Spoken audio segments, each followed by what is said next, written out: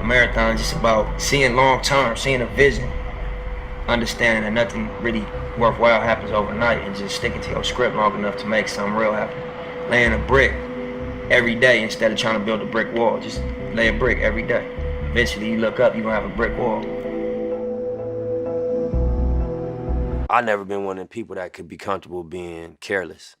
Some people I noticed the quality that they don't have that, they just don't have the I guess the pressure on themselves. You know, they just have a little bit of a comfort that I don't have. I don't feel comfortable unless I know I went above and beyond with my preparation. The things that possibly could happen, if I ain't take real steps to prevent those things, I'm not comfortable.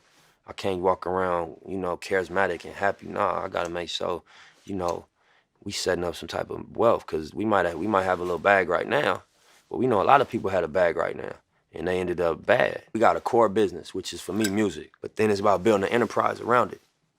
And I think, you know, that's what we see Jay-Z has done. That's what we see Puff has done. The music don't become how you pay the bills. It's a lot of pressure off of it.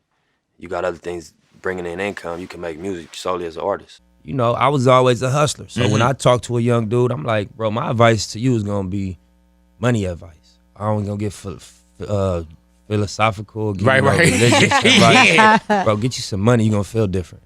Straight up. You might even, all that other advice I could have gave you, this is the short version. You know, get you a couple dollars, man. You're gonna feel different. Obviously, having a passion for music since day one, the dream and the vision was to, you know, start a label and start a music movement, a music brand. And then just thinking like, as a chess player, you know, assuming that we would have success in music, the next thing became, dang, what will we do next? And just looking at the blueprint that people like Jay and Puff laid, we like wanna, you know, offer our opinion into fashion.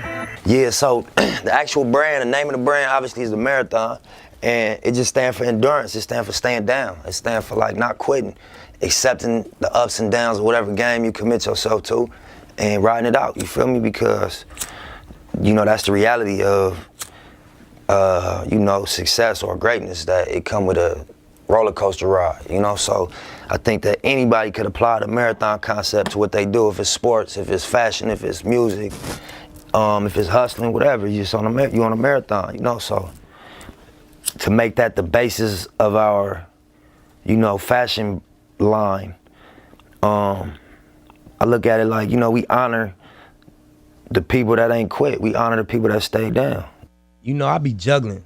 You know what I'm saying? I juggle a lot. I play a lot of positions. You know what I mean? So, my mentality when I do start to be like, damn, this is a lot. You know what I'm saying? It's just like, you know, that's what it's supposed to feel like. If you are going toward what the vision look like, and that's like greatness. That's, you know, on multiple levels. That's the vision that I'm working toward. So I'm like, I just think about that. Like, this shit ain't supposed to feel, you know, comfortable. It's supposed to be uncomfortable. It's supposed to stretch you. It's supposed to be a burden to a degree. And you gotta, you know, wrap your mind around that and accept it and embrace it. And you catch some wisdom off of that. You know what I mean? Yeah, get the walls. Nah, you know what I'm saying? We used to have the studio set up here, you know what I mean? And just motivation on the wall, you know what I mean? We brainstorm, round table. A lot of times if we ain't at the studio, we ain't at the shop, we come on Madden, you know what I'm saying? You gotta all money in, you know, stay focused. Quitting is not an option. 6 O's make $1 million. Big money only. You don't talk about it, be about it. You know what I mean? How hard are you really going? Different things that you wake up to, you know what I mean? When you're on this marathon. Words is powerful, you know? And I think that the ability to articulate, you know, you could really impact people. I think as human beings, everybody has a natural gift and a natural passion, but then you go outside and you get influenced and you feel pressure from what's going on outside. And so, you know, I read one time, like, would you rather be at war with yourself and at peace with the world, or at peace with yourself and at war with the world? And that was powerful for me. Man, most important thing, number one, is you gotta get rid of doubt. If you got doubt in what you're doing, it's not gonna work. You know what I'm saying? And the way to do that is you have a plan.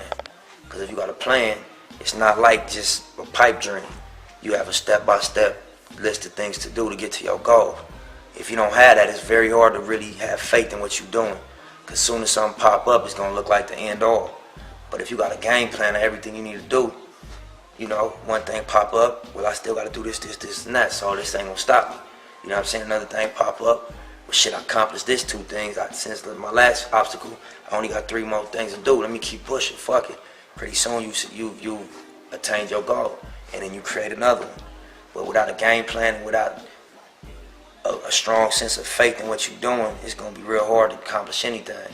And I know, you know, it's a lot of obstacles out here. Family, baby mamas, the legal system, trouble with the law, you know, your homeboys being involved in a crab in the bucket syndrome, where, you know what I mean, you making moves and starting to make your way out, and people start trying to attach themselves to you and really become weight, you know what I'm saying, extra weight. And sometimes it's like kamikaze, they blow themselves up trying to stop you.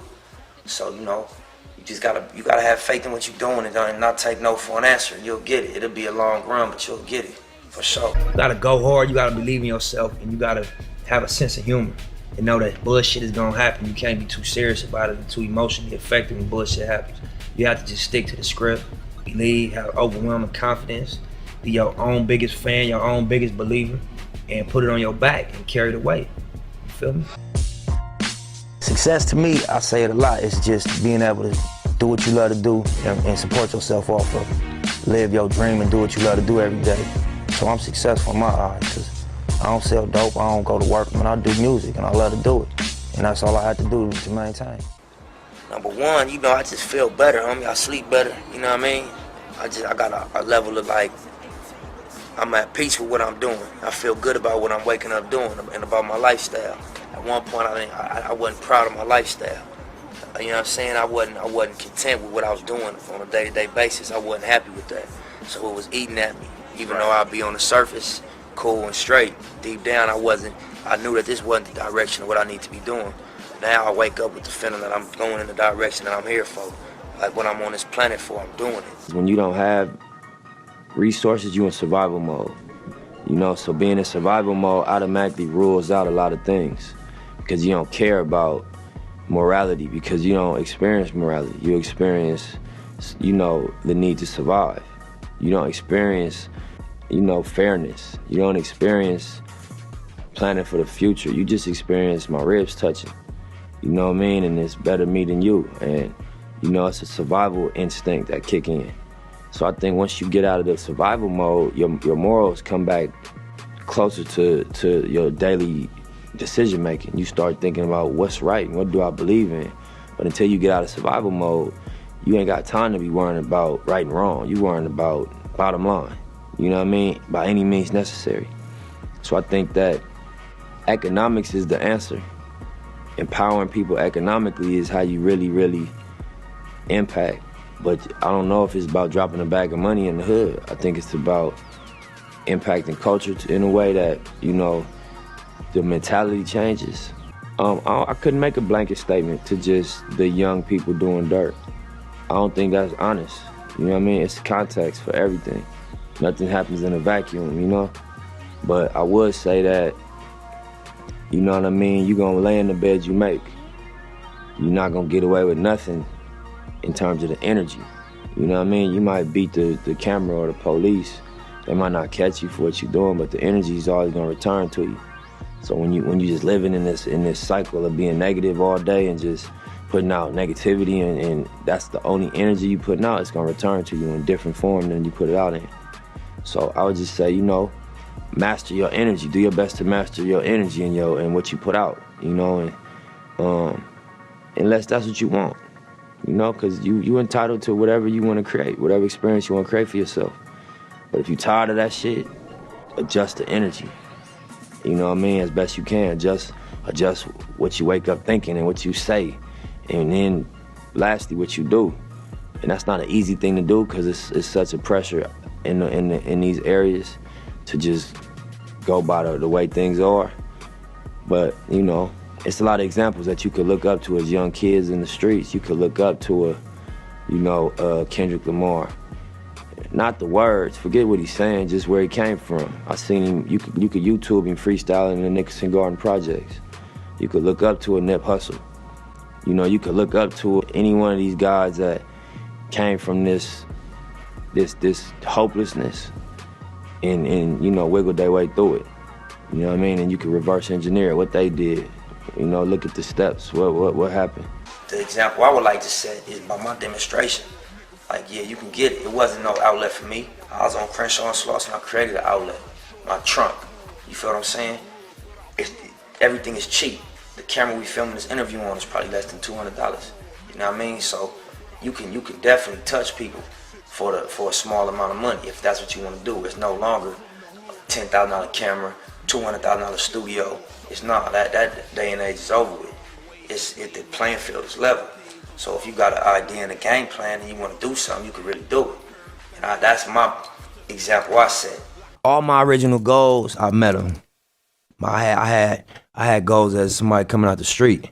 So I didn't have a hell of a entertainment set of goals. I never wanted to win a Grammy. That was not my goal coming out the street. Them is music goals now that I'm in the music game. That was never my goal. I never thought about selling 1 million records. I thought about, you know, doing something legit to make my money and being able to, you know, not worry about when I heard the helicopter late at night thinking they was coming to kick the door down. Right. You know, I was like, I read an article that Joel Santana made $15,000 a show. I don't know if it was true or not, but I'm like, damn, you can make $15,000 a show? That's how I was thinking at that time. Like, you know, what we did as teenagers to make $15,000, you get a lot of years for it. Absolutely. So, you know, you could go do a tour where you make that every night. And then I remember looking at every state, like it's 50 states. If I could sell 1,000 units in each state, indie, at $8 a unit, you know what I mean? I could make somewhere near $500,000 if I just figure out how to do that. And that was my little entry level goal. So, you know, we established and accomplished them things early and had to redevelop my goals. Now that I was in the game and I learned niggas get $1 million a show, niggas get $500,000 a show. I didn't know that. I didn't know that, you know, I knew, but I didn't think that it was realistic that you could really sell millions and millions of records and become a global brand. So as I became exposed to these situations, met these people that performed on that level, and like, you know, you ain't no smarter than me. You know what I'm saying? You just in a position. You just, you know, you sitting in a space where you could execute on that level. You know what I mean? I started reestablishing what my goals were. One thing I noticed about myself, when I like, I think, you know, thoughts is powerful in all facets. Cause even my career, even my life, you know, things end up turning out exactly how I visualized them. Not in this time frame I expected. You know what I'm saying? You always want shit to happen overnight. But, you know, I just had clear visions. You know, obviously outside of my girl. I just mean in music and hustling and just how I viewed myself as an adult when I was a young dude coming up. And your thoughts powerful. That shit, you know, come to life if you stick to your script. Creative destruction, a risky business of going against the grain. The reasonable man adapts himself to the world. The unreasonable one persists in trying to adapt the world to himself. Therefore, all progress depends on the unreasonable man. I don't know how. It's radicals, you know what I'm saying?